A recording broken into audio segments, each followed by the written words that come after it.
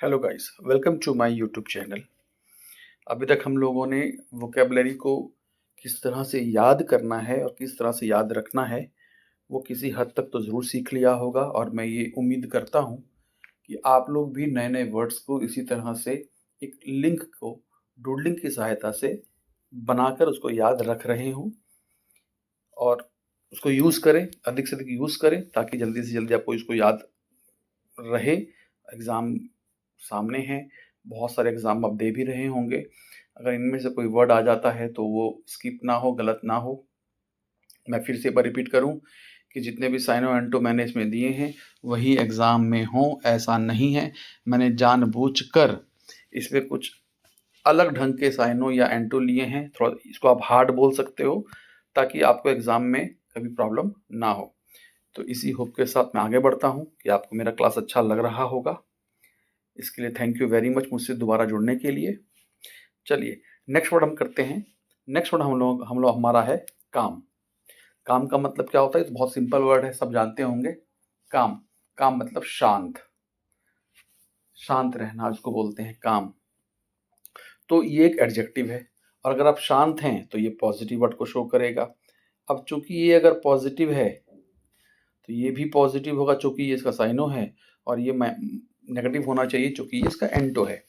तो काम का मतलब शांत, काम, काम। तो काम करते समय हमें काम रहना चाहिए। काम हिंदी वाला काम, काम करते समय हमें शांत रहना चाहिए, काम रहना चाहिए। क्यों? ताकि वो काम बिगड़ ना जाए। इसका इसका साइनो क्या होगा? साइनो इसका है हारमोनियस या अनरफल्ड। क्या मतलब होता है हारमोनियस? तो हारमोनियस का एक मतलब होता है फ्रेंडली, दोस्ती यारी वाला फ्रेंडली, और एक मीनिंग होता है पीसफुल। तो काम का मतलब भी शांत, पीसफुल एडजेक्टिव है। कैसा है? मैंने कल बताया था कि जब हम कैसा बिना वर्ब के पूछते हैं, तुम कैसे हो, मैं अच्छा हूं, तो अच्छा वहां पे एडजेक्टिव होगा। ये सोफा कैसा है, ये सॉफ्ट है, तो सॉफ्ट एडजेक्टिव होगा।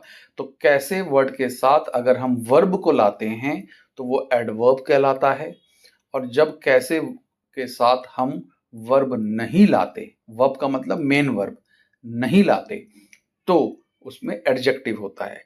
तो वो कैसा है? वो शांत है, ये एडजेक्टिव है। तो मैंने कहा था कि जिस पार्ट ऑफ स्पीच में क्वेश्चन होगा उसी पार्ट ऑफ स्पीच का साइनो और एंटो भी होगा। तो काम का मतलब शांत, हारमोनियस मैंने अभी कहा, हारमनी से बना है हारमोनियस, हारमनी। हार गए मनी, पैसा था, हार गए मनी अस लोग। तो हारमोनियस कैसे रहेंगे, शांत कैसे रहेंगे? तो हारमोनियस का मतलब शांत, फ्रेंडली। तो हार गए मनी, पैसा हम हार गए जुआ में, तो हार गए मनी अस, तो हारमोनियस कैसे रहेंगे? नेक्स्ट नेक्स्ट वर्ड है अनरफल्ड। अनरफल्ड का, रफल्ड का मतलब क्या होता है?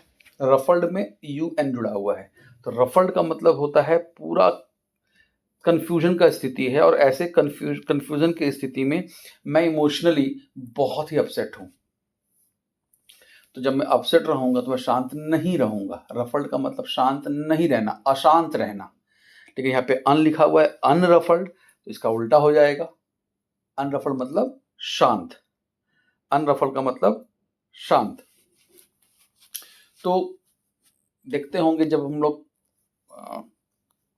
कार्ड्स खेलते हैं तो उसमें शफल होता है, कार्ड्स को हम शफल करते हैं, फेंटते हैं, उसके बाद कार्ड्स को बांटते हैं। तो शफल अगर सही से होगा, कार्ड्स खेल रहा हूँ मैं, ऊपर हार गया मनी मतलब मैं जुआ खेल रहा हूँ, और नीचे है कार्ड, अगर शफल ठीक से होगा तो मैं अनरफल्ड रहूंगा। मतलब कि अगर जो बांट रहा है कार्ड्स वो सही तरीके से शफल कर रहा है, ठीक तरीके से बांट रहा है, तो मैं अनरफल्ड। अब इसमें ईडी क्यों लगा? तो चूंकि ये एडजेक्टिव है, रफल्ड को एडजेक्टिव बनाना होगा, तो मुझको पता है कि V3 का फॉर्म, वर्ब का V3 वो एडजेक्टिव होता है, तो इसलिए मैंने अनरफल्ड लिया। अब एंटो की बात करें तो एंटो इसका नेगेटिव जाना चाहिए। अगर ये शांत है तो ये अगर शांत है तो ये अशांत रहेगा। स्ट्रॉमी मतलब आंधी तूफान, आंधी तूफान शांत नहीं होता, वो अशांति फैला देता है। टर्ब्यूलेंट, टर्ब्यूलेंट का मतलब भी हाहाकार, अशांत, याद कैसे करोगे? तो स्ट्रॉमी तो स्ट्रॉम से बना, आंधी से बना, स्ट्रॉमी, स्ट्रॉम आंधी नाउन है, उसमें वाई जुड़कर मैंने इसको एडजेक्टिव बना दिया।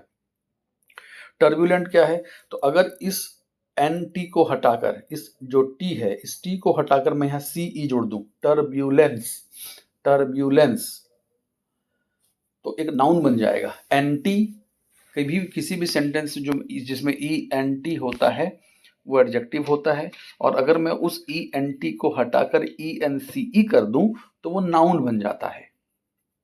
ये सारे चीज हम लोग आगे पढ़ते रहेंगे ग्रामर में। ई एन टी को हटाकर अगर मैं ई एन सी ई कर दूं तो वो नाउन बन जाता है। तो टर्ब्यूलेंस, टर्ब्यूलेंस, अशांति फैला हुआ है, तो टर्ब्यूलेंस में क्या बुलाना होगा? हमें एम्बुलेंस बुलाना होगा। Turbulence, ambulance.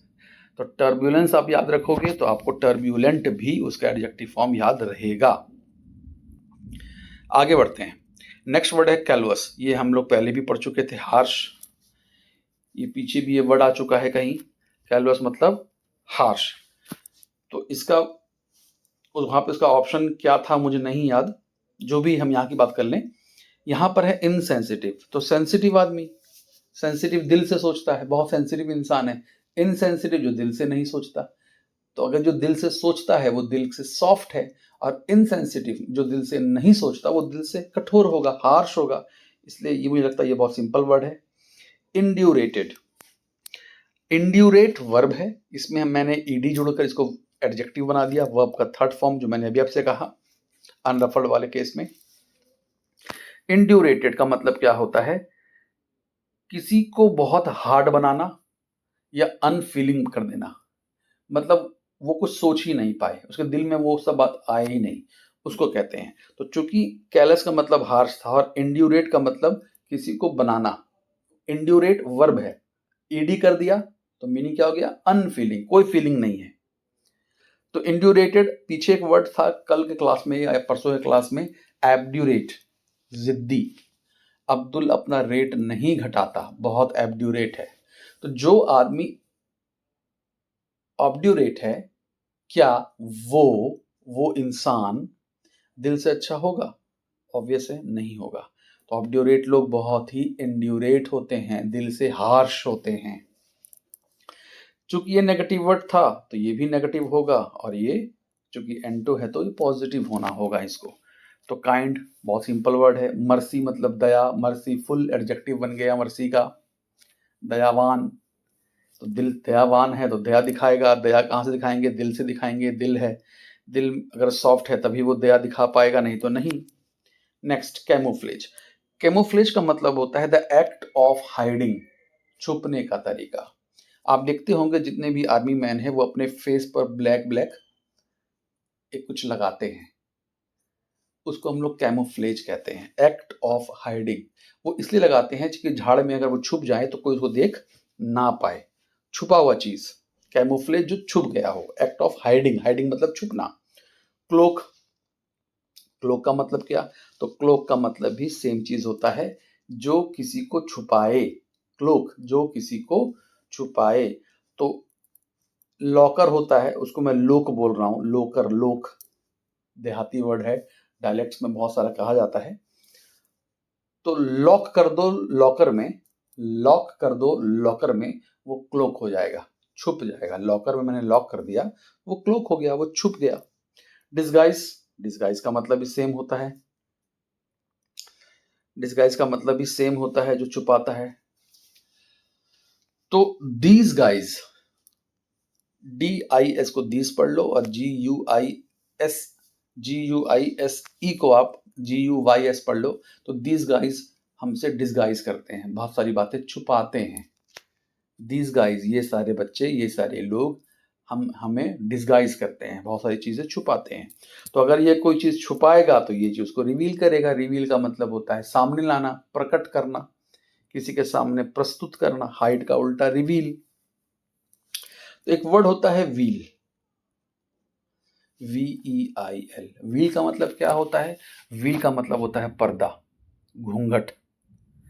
तो अगर घूंघट है तो आप चेहरा को छुपाया हुआ है, मैंने उस व्हील को हटाकर उस चेहरे को रिवील कर दिया, सबके सामने मैं ले आया, प्रकट कर दिया। तो कैमोफ्लेज का उल्टा रिवील हो जाएगा। नेक्स्ट है कैंडिड। कैंडिड का मतलब क्या होता है? कैंडिड का मतलब होता है निष्कपट, जिसके दिल में कोई कपट ना हो, हर बात जो है वो मुंह पे है, हर बात आपके सामने लाएगा, कुछ छुपाएगा नहीं। तो कैसे याद करेंगे इसको? तो कौन डिड किया, कैन को कौन पढ़ लो, डिड डू डज डिड।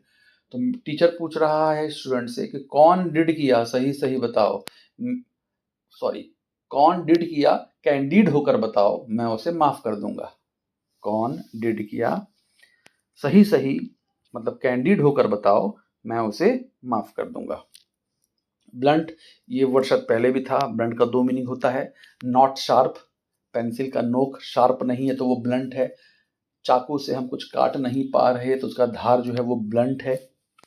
और एक मीनिंग होता है वेरी डायरेक्ट, मतलब बिल्कुल मुंह पर, जो है मुंह पर बोलेंगे। तो कैंडिड से मीनिंग खा रहा है इसका, तो वो आंट बहुत ब्लंट है, कोई आंटी है वो हर चीज मुंह पे बोल देती है, कोई चीज नहीं छुपाती।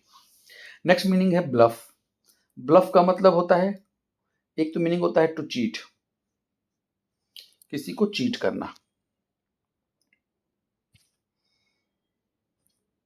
इसका एक मीनिंग और होता है, जो जहां पर डिफरेंसेस हो, जहां पर डिफरेंसेस हो। एक मीनिंग है टू चीट, ठगना। एक होता तो ठगना तो कैंडिडेट का हो नहीं सकता। और एक मीनिंग इसका होता है डिफरेंसेस, मतलब अलग, आपका सोच मेरे से अलग है। तो अगर मैं आपसे अलग हूं तो ऑब्वियस है हम दोनों में नहीं पटेगा, और मेरे दिल में जो भी बातें होंगी मैं आपके मुंह पर बोल दूंगा। फारफेच मीनिंग आ रहा है, फिगरेटिव मीनिंग आ रहा है कि अगर मेरा आपसे नहीं पटेगा तो गुस्से में चाहे जैसे भी मैं आपको हर वो चीज बोलूंगा जो चीज मेरे दिल में है। मैंने दिल में कोई बात नहीं रखा, मैंने निष्कपट होकर सब कुछ कह दिया। तो थोड़ा फारफेच है लेकिन आंसर होगा इवेसिव। इवेसिव का मतलब क्या होता है? इवेसिव का मतलब होता है घुमा फिरा के कोई बात करना। कैंडिड मैंने क्या कहा, जो दिल में था मैंने कह दिया, डायरेक्ट कह दिया जो था। इवेसिव का मतलब होता है घुमा फिरा के बात करना, मतलब उसका ऑपोजिट जा रहा है। तो इवेसिव, तो ईवे, ईवे को पढ़ लो ईव। एडम एंड ईव पढ़े होंगे, आदम एंड क्या कहते हैं हिंदी में, मुझको याद नहीं। एडम एंड ईव कहा जाता है कि इस पूरे मानव जाति का सबसे पहला नर मेल एडम था और फीमेल ईव थी। तो ईव शिव को, शिव भगवान को भी इवेसिव है करती है, घुमा फिरा कर बोल रही है। ईव शिव को भी इवेसिव करती है, मतलब घुमा फिरा कर कोई बात बोलती है। नेक्स्ट वर्ड है कैप्टिवेट। कैप्टिवेट का मतलब होता है टू अट्रैक्ट समवन, अपनी ओर मोहित करना, अपने कैद में लेना। तो कैप्टिवेट, अब मोहित करना, तो एक कप टी पिलाकर और कुछ ऐड कराकर, मैंने आपको अपने घर में बुलाया, चाय पिलाया, कुछ नाश्ता दिया, एक कप टी पिलाकर कुछ ऐड कराकर मैंने कैप्टिवेट कर लिया। आप सोचोगे वह कितना अच्छा आदमी है, मुझे अपने घर पे बुलाता है। तो कैप्टिवेट मोहित करना, अट्रैक्ट करना। बिगाइल, वैसे देखोगे तो बिगाइल का मीनिंग होता है धोखा देना। तो भैया कैप्टिवेट और धोखा देना तो बिल्कुल अलग चीज है, लेकिन अगर आप इसमें डिक्शनरी में इसका मीनिंग देखते हो तो उसमें लिखा हुआ है धोखा देना तो है, to cheat someone, but in deceptive way, in सब डिसेप्टिव वे। तो मतलब कि आप धोखा तो दोगे लेकिन पहले अपने और उसको मिलाओगे, मतलब to captivate someone, to cheat having captivated, किसी को पहले मोहित करोगे अपनी ओर, इसलिए मोहित करोगे ताकि उसको आप धोखा दे पाओ। तो चूंकि कैप्टिवेट का मतलब अट्रैक्ट होता है और ये भी अट्रैक्ट करता है धोखा देने के लिए, इसलिए इसका साइन हो जाएगा। तो बेग मतलब होता है भीख मांगना, आइल, ISLE, शायद ये वर्ड मैंने पहले भी बताया है। आइल का मतलब होता है आइलैंड। आइल का मतलब होता है, इसको आइजल या इजले मत पढ़ें, ये आइल है, आइल। तो बेग करो उस आइल में, मैं किसी को एडवाइस कर रहा हूँ कि तुम उस आइल में चले जाओ, वहाँ पे भीख मांगो, तुमको अच्छा कमाई होगा। तो मैं तुमको तुमको ये लग रहा है कि मैं तुमको अच्छा एडवाइस दे रहा हूँ, लेकिन ये मैं तुमको धोखा दे रहा हूँ, बिगाइल कर रहा हूँ। बीविच, विच का मतलब भी सेम होता है, मोहित करना। तो विच विच विच किसको बोलते हैं? विच बोलते हैं स्कारलेट वुमेन को। स्कारलेट वुमेन किसको? डायन। तो डायन क्या करेगी? बिविच करेगी। अधिकतर बीई से अगर कोई वर्ड है और उसके पहले बीई लग गया तो अधिकतर वो वर्ब बनता है। जैसे विच यहाँ पे एक वर्ड है और उसके पहले बी लग गया तो अधिकतर ऐसा होगा कि वो वर्ब बन जाएगा। तो कैप्टिवेट वर्ब था तो बीविच भी वर्ब होगा। विच हमें बीविच करती है, अपने ओर अट्रैक्ट करती है, अपना वो रूप पहले बदलेगी, सुंदर बन जाएगी, हमको अपनी ओर आकर्षित करेगी और फिर हमको मार डालेगी या जो भी करेगी। इसका एंटो क्या है? एंटो है रिपल। अब रिपल का मतलब क्या होता है? तो रिपल का मतलब एक होता है घृणा पैदा करना। रिपल का एक मीनिंग होता है घृणा पैदा करना। तो कैप्टिवेट मोहित करना, घृणा पैदा करना, एक तरह से थोड़ा सा हो सकता है, ले सकते हैं, लेकिन इसका एक मीनिंग और होता है, किसी चीज से दूर करना। तो मोहित करना, अपनी ओर खींचना, कैप्टिवेट मोहित करना, अपनी ओर खींचना। और रिपल, रिपल का मतलब दूर करना। तो खींचना प्लस हो गया, दूर करना माइनस हो गया, डायरेक्ट मिल रहा है, तो इसलिए इसका रिपल का ये हो जाएगा। तो एक वर्ड होता है डिस्पल। डिस्पल का मतलब डर भगाना। डिस्पल का मतलब इस पल से, पंडित जी को झाड़ फूक किए, इस पल से तुम्हारा डिस्पल हो जाएगा, मतलब डर भाग जाएगा, दूर हो जाएगा, रिपल हो जाएगा। रिपल का मतलब भी दूर करना, हटाना। तो डिस्पल का मतलब भी दूर करना, क्या चीज को? तो डर को। तो लमसम सेम वर्ड है दोनों। तो डिस्पल मतलब इस पल, इस पल, इस क्षण, इन अ जिफी। तो इस पल से डर रिपल हो जाएगा, दूर करना। नेक्स्ट वर्ड है कार्नल। कार्नल का मतलब क्या होता है? कार्नल का एक सिंपल मीनिंग होता है लस्टफुल, कामुक, जो हमेशा गंदी बातें सोचता है एक। और अगर लिटरल मीनिंग देखोगे सिंपल भाषा में तो to related with the body, जिसका एक बॉडी है, जिसको आप देख पाते हो, उसको भी हम कार्नल कहते हैं। और sex, related to the sex और related to the body, body in the sense जिसको आप देख पा रहे हो, एक शेप है बॉडी का। कर्नल अंकल कार्नल है, कोई कर्नल है वो कार्नल है, आप उसको देख पा रहे हो, ये मीनिंग। या वो बहुत ही लस्टफुल है, जो मीनिंग ले सकते हैं। तो कर्नल जो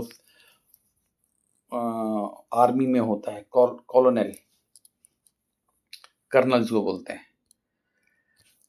अर्थली, अब अर्थ का मतलब क्या होता है? अर्थ का मतलब पृथ्वी। अर्थ में ली लगा दिए तो वो एडजेक्टिव बन गया। जैसे मैंने कल बताया था कि एडजेक्टिव में अगर एलवाई लगता है तो वो एडवर्ब बनता है। एडजेक्टिव में अगर एलवाई लगता है तो वो एडवर्ब बनता है, लेकिन नाउन में अगर एलवाई लगता है तो वो एडजेक्टिव बनता है। तो यहां अर्थ में एलवाई लगा, अर्थ में, अर्थ एडजेक्टिव नाउन है, तो नाउन में एलवाई बना तो वो एडजेक्टिव बनेगा। तो अगर ये वर्ड एडजेक्टिव है, अगर ये वर्ड एडजेक्टिव है तो इसको भी एडजेक्टिव होना पड़ेगा, क्योंकि ये इस वर्ड का साइनो है या एंटो है। खैर, तो ये तो क्लियर हो गया कि ये एडजेक्टिव है। तो मैंने कहा कार्नल का मतलब होता है रिलेटेड टू द बॉडी और related to the sex. Earthly, earth मतलब पृथ्वी, तो पृथ्वी पर जितने भी चीजें हैं वो एक रियल लाइफ में है। तो अर्थली का मीनिंग क्या होता है? अर्थली का मीनिंग होता है जो चीज पॉसिबल है। एक मीनिंग होता है पॉसिबल, संभव। संभव कार्नल, ये तो मैच नहीं कर रहा। सेकंड मीनिंग है रिलेटेड टू रियल लाइफ। तो अर्थ पे जो भी चीज है रियल लाइफ है, उसका है तभी तो वो दिख रहे हैं, नहीं तो दिखते ही नहीं। तो अब ये भी रियल लाइफ मैंने बॉडी को शो कर रहा है, ये भी बॉडी को शो कर रहा है, मैंने दोनों सेम है। फ्लैश ली, फ्लैश मतलब मांस, बॉडी, बॉडी में मांस होता है, मसल्स है। ली लग गया, नाउन में ली लगा, एडजेक्टिव बन गया, सेम मीनिंग दे रहा है दोनों। फ्लैश मतलब मांस, ये पता होगा मुझे लगता है। स्पिरिचुअल, स्पिरिचुअल का मतलब अध्यात्म, रिलेटेड टू गॉड। तो गॉड का फोटो हम लोगों ने देखा है, मगर सही रूप में उनका आकृति नहीं देखा है कि वो शिव भगवान अगर हैं तो उनका जटाएं कैसे है, सांप है कि नहीं, ये सब एक सोचा हुआ चीज़ है, इसलिए स्पिरिचुअल उसका आंसर हो जाएगा। ये बॉडी से रिलेटेड है, इसका बॉडी नहीं है, निराकार है। Next, Catholic. कैथोलिक का मतलब होता है types of, different types of, अलग अलग चीजें, मतलब एक ग्रुप है लेकिन उस ग्रुप में अलग अलग चीजें हैं। जैसे एक एग्जाम हम देते हैं, जैसे यहाँ पे अगर मैं ध्यान से देखूं तो लिखा हुआ है कैट, कैट का एग्जाम, तो कैट के थाली, कैट के थाली, थाली का मतलब आप समझ लो क्वेश्चन पेपर, तो कैट के थाली में रीजनिंग आएगा, मैथ्स आएगा, जीएस आएगा, वगैरह वगैरह वगैरह। तो कैट के हर एक थाली में कैथोलिक क्वेश्चंस पूछे जाते हैं। कैथोलिक का एक मीनिंग और होता है ईसाई से संबंधित, related to Christianity. Generic, generic का मतलब भी group of different things. Generic दवाइयाँ होती हैं, अगर आप लोगों ने सुना होगा तो जेनरिक दवाइयाँ बहुत सस्ती होती हैं, 2 रुपये 3 रुपये में आ जाता है। आप लोगों ने सुना भी होगा जेनरिक। तो जेनरिक, हर जन को एक जेनरिक होना पड़ेगा, यानी कि मैं भी एक, हर एक जन का मतलब लोग, इंसान, तो मैं भी एक इंसान हूँ, आप भी एक इंसान है, लेकिन दोनों में डिफरेंस है। अगर ग्रुप बनता भी है 5 लड़कों का, 5 बच्चों का, 5 किसी भी का, तो पांचों हर एक से दूसरे से अलग हैं, तो group of different things. Liberal, अब ये भाई अगर वैसे देखोगे तो कोई मीनिंग इसका निकल ही नहीं रहा, किसी अर्थ में नहीं आएगा, तो मैंने लिया क्यों। तो लिबरल का मतलब क्या होता है? लिबरल का मतलब होता है, लिबरल है मतलब कि मैं आपको ज़्यादा कुछ बोलूँगा नहीं, आप आज़ाद हो, आप जो भी करो। मेरे पापा बहुत लिबरल हैं, मतलब मैं जो भी करता हूँ मुझे करने से मना नहीं करते, मैं जो भी करता हूँ वो मुझे नहीं डांटते। तो जो भी करता हूँ का मतलब पॉजिटिव भी करता हूँ तो नहीं बोलते, नेगेटिव चीज़ भी करता हूँ तो नहीं बोलते। तो पॉजिटिव भी एक चीज़ हुआ, नेगेटिव भी एक चीज़ हुआ, मतलब डिफरेंट टाइप्स हुआ, तो डिफरेंट टाइप्स हुआ तो लिबरल मीनिंग जाएगा। होप आपको ये बात समझ में आ रही होगी। मैं ये बार बार बोलता हूँ कि अगर कोई आप ये सोचते हैं कि एग्ज़ाम में आपका फिगरेटिव मीनिंग ना दे तो ऐसा नहीं होगा। लिटरल मीनिंग नहीं देता है, फिगरेटिव मीनिंग ही देता है। और दूसरी बात, जब आप आरसी सॉल्व करोगे, रीडिंग कॉम्प्रिहेंशन, तो ऐसा चीज़ बहुत मिलेगा कि आपके कॉम्प्रिहेंशन में ये वर्ड दिया हुआ हो और क्वेश्चन इस वर्ड से पूछा गया हो, तो वहाँ भी ये बहुत आपका हेल्प करेगा। इसलिए मैंने जो अपना क्लासेस स्टार्ट किया वो मैंने वर्ड से किया। मैं कोशिश करूँगा कि मेरा अगला क्लास ग्रामर पे हो। जैसे मैंने जो ग्रामर का फर्स्ट क्लास लिया आप लोगों का, S plus V plus O, subject plus verb plus other word या ऑब्जेक्ट जो बोलो, मैं उसी को आगे बढ़ाऊं। खैर, तो जब ये कैथोलिक की बात थी, कैथोलिक में डिफरेंट चीज़ें थी। यहाँ पर दिया है नैरो माइंडेड, इसका मतलब क्या होता है? संकीर्ण विचार वाला, जिसका सोच बहुत छोटा हो। नैरो मतलब बहुत कम, माइंडेड का मतलब माइंड। अब ये माइंड को माइंडेड क्यों किया भाई? तो मैंने अभी कहा ये V3 है, V3 मतलब एडजेक्टिव होगा। अगर ये एडजेक्टिव है तो इसका एडजेक्टिव होना होगा, बिल्कुल आईसी से वर्ड खत्म होने वाले वर्ड एडजेक्टिव होते हैं। कैथोलिक में आईसी है वो एडजेक्टिव है, ईडी है वो एडजेक्टिव है, एंटो ये प्लस ये माइनस ये प्लस होगा। तो इसमें बहुत सारी चीज़ें हैं, तो इसमें ये नैरो माइंडेड है, बहुत कम सोचेगा, इसमें बहुत कम चीज़ें हैं। ये बहुत सारी चीज़ें हैं तो प्लस, ये बहुत कम चीज़ें हैं तो माइनस। नेक्स्ट है सेलिब्रेटेड। तो ध्यान दीजिए, सेलिब्रेट से वर्ड बना। सेलिब्रेट का मतलब होता है सेलिब्रेट करना, किसी चीज़ को बहुत अच्छे ढंग से मनाना। लेकिन यहाँ पे सेलिब्रेट नहीं है, सेलिब्रेटेड है। अब शायद आपको ये बात समझ में आ रहा हो मेरा, कि मैं जो बार बार ये बात रिपीट करता हूँ कि हर एक वर्ड जो इंग्लिश का है वो पार्ट ऑफ स्पीच है। नाउन हो सकता है, वो प्रोनाउन हो सकता है, वो कुछ भी हो सकता है। और जो भी पार्ट्स ऑफ स्पीच होंगे उनका एक प्लेसमेंट होगा। किसे कहाँ आना है ये सेंटेंस पर डिपेंड करता है। मेरा जो मन करे मैं वो ले आऊं, ऐसा नहीं हो सकता। तो सेलिब्रेट को सेलिब्रेटेड कर दिया गया। अब अगर थोड़ा सा भी अगर आपको नॉलेज है तो आप ये जानते हो कि सेलिब्रेट का वर्ब का सेकंड फॉर्म सेलिब्रेटेड होता है, वर्ब का थर्ड फॉर्म भी सेलिब्रेटेड होता है। तो भैया इसको माना क्या जाए? अगर ये वर्ब का सेकंड फॉर्म हो तो इसको हम वर्ब मानेंगे, अगर थर्ड फॉर्म हो तो इसको हम एडजेक्टिव मानेंगे।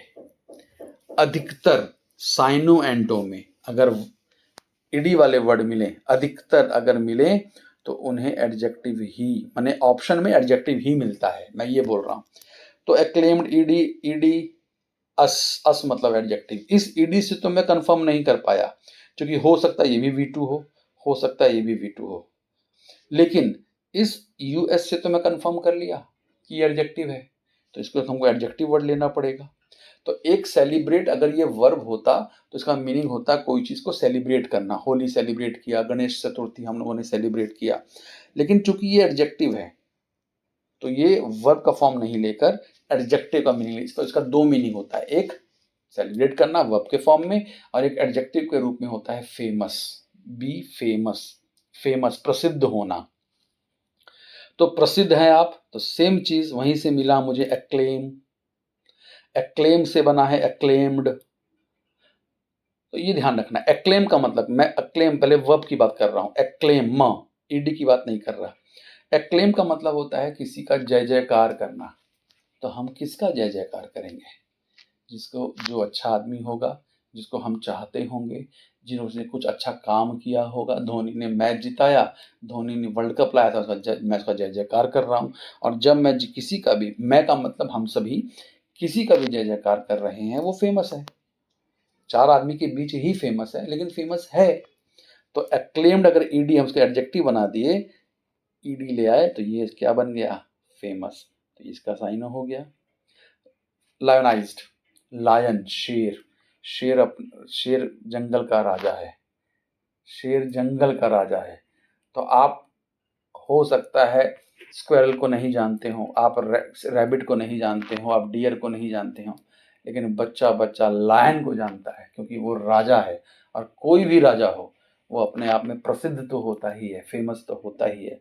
तो लायन अपने आप में लायनाइज्ड होते हैं। तो ये भी इसका मीनिंग सेम निकलता है। तो ये प्रसिद्ध है तो पॉजिटिव होगा, ये पॉजिटिव होगा और ये नेगेटिव। अननोन, अब ये फेमस है जो कोई जानता ही नहीं, अननोन आदमी है, अननोन है, कोई नहीं, नोन माने जानना, अननोन कोई नहीं जानता है। इनग्लोरियस, ग्लोरी, ग्लोरी बना है किससे? ग्लोरी बना, ग्लोरी है मतलब अपने आप में एक ग्लोरी है, एक बड़ी बात है। ग्लोरियस एडजेक्टिव हो गया और इन लग गया तो नेगेटिव हो गया। इनग्लोरियस का मतलब क्या होता है? कॉजिंग शेम, ऐसा कोई चीज जो आपके लिए शेम लाए, आपने ऐसा कोई काम कर दिया कि वो आपको अब बदनाम कर, आपका वो एक्ट आपको बदनाम कर रहा है, इनग्लोरियस है। तो ग्लोरी से ग्लोरियस बना और ग्लोरियस से इनग्लोरियस बना। होप आपको ये याद रहेगा। नेक्स्ट है सीमेंट। अब सोचो कि ये सीमेंट क्या है भाई? तो सीमेंट, तो आप जो समझ रहे हो सीमेंट वो तो है ही, वो एक चीज है जिसको आप देख रहे हो। अगर आप देख रहे हो तो वो नाउन होगा। तो हो सकता है यहाँ नाउन दिया हुआ हो सकता है नाउन ना दिया हुआ हो। तो प्लास्टर नाउन दिया है, मोटर नाउन दिया है, डिसइंटीग्रेट नहीं, ये नाउन नहीं दिया। तो इसका मतलब ये कुछ और करेगा। तो सीमेंट नाउन भी होता है, सीमेंट वर्ब भी होता है। नाउन के रूप में इसका मतलब होता है सीमेंट जो हम जानते हैं, और वर्ब के रूप में इसका मतलब होता है, सीमेंट का मतलब ज्वाइन करना, मिलाना, दो चीज़ों को आपस में मिलाना। तो मैंने सीमेंट में बालू मिला दिया, वो भी मैंने सीमेंट किया। बालू में मैंने सीमेंट में मैंने पानी मिलाया तो भी मैंने सीमेंट किया। अब अगर मैं आपसे मिल गया तो ये मेरा एग्रीमेंट होगा। तो सीमेंट का मतलब ज्वाइन करना भी होता है, मिलाना, मिक्स करना भी होता है, ज्वाइन करना भी होता है, या एग्रीमेंट भी होता है, पैक्ट इसको बोलते हैं। एग्रीमेंट का मतलब पैक्ट भी होता है। प्लास्टर, अगर मैं इसको वर्ब मानूंगा तो भैया प्लास्टर का मीनिंग भी मुझे वर्ब लेना ही पड़ेगा। तो प्लास्टर का मतलब जब हम लोग बोलते हैं कि भैया मेरे दीवारों पर प्लास्टर कर दो, तो प्लास्टर सिर्फ और सिर्फ सीमेंट का नहीं होता। सीमेंट में बालू, सैंड और सीमेंट आपस में मिला हुआ होता है। तो ये भी मिक्स, ये भी मिक्स। मोटर क्या है भैया? तो मोटर में भी मतलब कि बालू है, सीमेंट है, चिप्स है, पानी है, वो जो मिक्स किया हुआ जो चीज़ बना वो मोटर कहलाता है। मोर्टार आप लोग सुने, ये सब तो बहुत ही सिंपल वर्ड है। इसमें मैंने सबको मिला दिया, मतलब प्लस कर दिया, तो यहाँ मुझे माइनस करना पड़ेगा। तो इंटीग्रेट का मतलब होता है मिलाना, तो डिसइंटीग्रेट, डिसइंटीग्रेट सबको तोड़ना। तो इंटीजर मैथ्स में होता है, इंटीजर्स को हम लोग जोड़ जोड़ के प्लस माइनस मल्टीप्लाई डिवाइड ऐसा करते हैं। तो दिस इंटीजर को, दिस माने कोई है, एक दो इंटीजर्स हैं, दिस इंटीजर्स को डिसइंटीग्रेट कर दो, माने अलग अलग कर दो। ये इसका एंटो हो गया। नेक्स्ट है सेंश्योर। सेंश्योर का मतलब होता है निंदा करना, क्रिटिसाइज करना। तो कौन क्रिटिसाइज करेगा? जिसको पसंद नहीं आएगा। तो पता होगा आप लोगों को कि कोई भी मूवी जो आती है उसको सेंसर बोर्ड पहले देखता है, वो सेंसर बोर्ड बोलता है कि ये चीज़ हटाओ, ये चीज़ जोड़ो, ऐसा करो वैसा करो, मतलब वो उसमें खामी बताता है कि जो जो खामियां हैं, जो किसी पर्टिकुलर व्यूवर्स के लिए अच्छा नहीं है तो उसको हटा दो, ये चीज़ सही नहीं है तो उसको हटा दो। तो सेंसर बोर्ड सेंश्योर करता है, सेंसर बोर्ड सेंश्योर करता है। तो निंदा करना, रिब्यूक का मतलब भी निंदा करना है, रेप्रीमेंड का मतलब भी निंदा करना। तो भैया रिब्यूक, रिबॉक का मैंने शूज़ लिया, रिबॉक बहुत बड़ी ब्रांड कंपनी है, रिबॉक का मैंने शूज़ लिया, तो मैं उसका रिब्यूक तो नहीं करूँगा। अगर मैंने कोई चीज़ खरीदा है तो मैंने अच्छा समझ खरीदा होगा ना, तो मैं रिब्यूक का, मैंने कोई चीज़ लिया इसलिए मैं रिबॉक, और वैसे भी रिबॉक कंपनी का कोई रिब्यूक नहीं करता, बहुत बड़ी कंपनी है, अच्छी कंपनी है। रेप्रीमेंड का मतलब डांटना, फटकारना, निंदा करना, जो जो नेगेटिव वर्ड हो सकता है, धमकाना, सब इसमें आ जाता है। तो रिपेयर, रिपेयर मरम्मत, और MEND, मेंड का मतलब भी रिपेयर ही होता है। रिपेयर करना मतलब रिपेयर करना, मेंड करना मतलब, तो मैंने रिपेयर या मेंड करने के लिए दिया, लेकिन उसने नहीं किया, टाइम से नहीं किया, इसलिए मैं उसको रेप्रीमेंड कर रहा हूँ, डांट रहा हूँ, डपट रहा हूँ, धमकी दे रहा हूँ, निंदा कर रहा हूँ। तो ये इसका साइनो होगा। अब इसका निंदा कर रहा हूँ, ये प्लस है तो ये माइनस होगा, चूंकि ये एंटो है। तो प्रेज माने प्रशंसा, सॉरी, सेंश्योर कर रहा हूँ, मैं निंदा कर रहा हूँ, तो ये माइनस होगा और ये प्लस होगा। तो प्रेज माने प्रशंसा करना, मैं यहाँ निंदा कर रहा था, मैं यहाँ प्रशंसा कर रहा हूँ। एक्सेप्टेंस माने स्वीकार करना। अब भैया कैसे हो गया? तो मैं अगर किसी चीज को स्वीकार कर रहा हूं, तो पहला तो ये पॉजिटिव है, हर इस वर्ड का पॉजिटिव वाला हमको देखना ही होगा ऑप्शन वाइज। तो एक्सेप्टेंस का मतलब, मैं अगर मैंने कोई चीज को स्वीकार किया है, मुझे इसका मतलब कि मुझे वो चीज पसंद है, मैं उसकी प्रशंसा करता हूं, इसलिए मैंने लिया है, इसलिए ये इसका एंटोनिम्स जाएगा। होप आपको क्लास अच्छा लग रहा होगा, मज़े में आप इसको याद भी कर रहे होंगे। नोट ज़रूर करें, मैं जो लिंक बोलता हूँ उसको लिखें, याद करें, यूज़ में लाएं, कमेंट करके बताएं, और अगर आप नए हैं तो सब्सक्राइब ज़रूर करें। आज के लिए इतना ही।